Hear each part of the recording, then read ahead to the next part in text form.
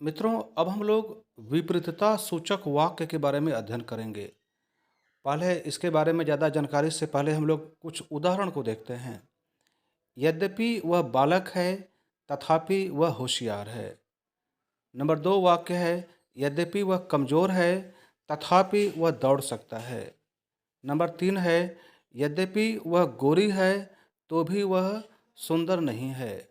Number 4, यद्यपि वह कोमल है, तथापि वह थकता नहीं है। नंबर 5, आज का आखिरी वाक्य, यद्यपि वह कठिन मेहनत किया, तथापि वह फेल हो गया। अब यहाँ पर देख रहे होंगे कि यह दो भागों में बटा हुआ है।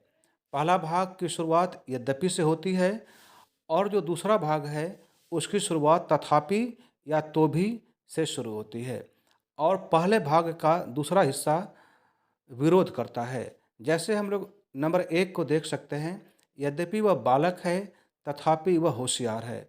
अब कोई बालक है तो हम लोग उसको होशियार होने की कामना नहीं कर सकते हैं। बालक है तो बालक है, तो यही इसका विरोध है। बालक है फिर भी वह होशियार है। और नंबर उसी प्रकार नंबर 3 है, यद्यपि वह गोरी है तो भी वह सुंदर नहीं है। अब यह आशा की जाती है कि कोई महिला गोरी है तो सुंदर होना चाहिए, लेकिन ऐसा नहीं है। तो यहाँ पर विरोध हो रहा है। तो ऐसे वाक्यों को हम लोग विपरीतता सूचक वाक्य कहते हैं, अर्थात एक दूसरे के विपरीत गुण होना।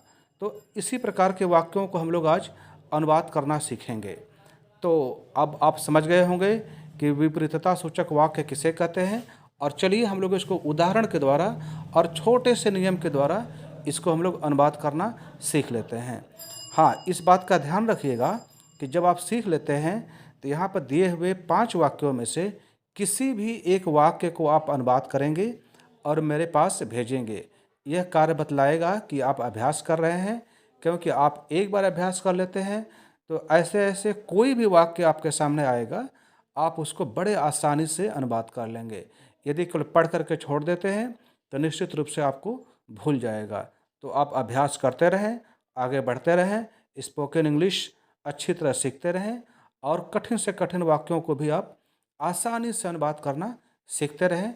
यह प्रमाणित करेगा कि आप आगे बढ़ रहे हैं। तो चलिए अब नियम की बात करते हैं। और नियम भी बहुत आसान है। इसको भी हम लोग उदाहरण के द्वारा समझेंगे। देखते हैं, यद्यपि उसने मेहनत किया, तथापि वह फेल हो गया। अब यहाँ पर भी देखिए विरोध हो रहा है। यदि किसी ने मेहनत किया तो आशा की जाती है कि उसको पास हो जाना चाहिए, लेकिन वह फेल हो गया। तो इसका हम लोगों ने अनुवाद किया है, दो he worked hard he failed. अब यहाँ पर आप देख रहे होंगे कि यद्यपि की अंग्रेजी के लिए हम लोगों ने दो का इस्तेमाल किया हुआ है, THOUGH।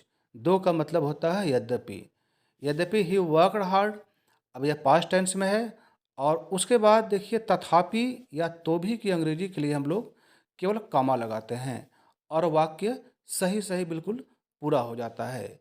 एक और उदाहरण देख लेते हैं, यद्यपि वह गरीब है तो भी वह सुखी है। अब यहाँ पर भी देखिए विरोध है। कोई गरीब है तो उसको दुखी होना चाहिए, लेकिन यहाँ पर सुखी होने की बात कही गई है।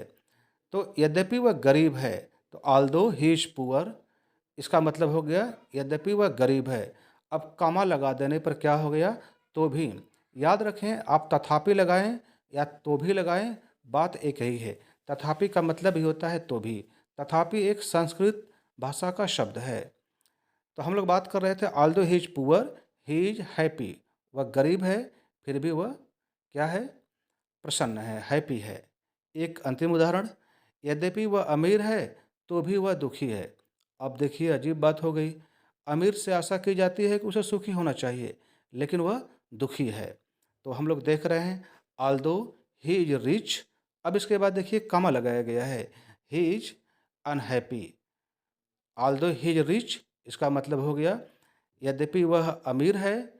अब कॉमा लग जाने से कॉमा का अर्थ हो गया तो भी या तथापि। ही इज अनहैप्पी, वह दुखी है। बस इतना सा ही नियम है।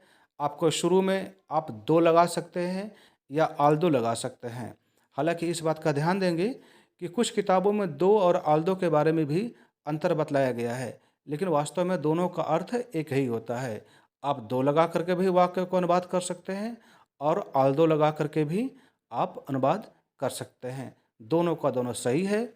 और तथापि या तो भी के लिए आप केवल कॉमा लगाएंगे और जैसा टेंस रहेगा उसके हिसाब से आप अनुवाद कर देंगे और आपका वाक्य बिल्कुल सही हो जाएगा। और जब भी इस तरीके से आप कहीं पर बोलेंगे तो आपकी अंग्रेजी बिल्कुल शुद्ध होगी, बिना किसी गलती के होगी और व्याकरण के नियमों के अनुसार होगी। तो आप अनुवाद करें, अभ्यास करें, आगे बढ़ें। शुभकामनाएं। मिलते हैं कल किसी नए वीडियो के साथ। तब तक के लिए धन्यवाद।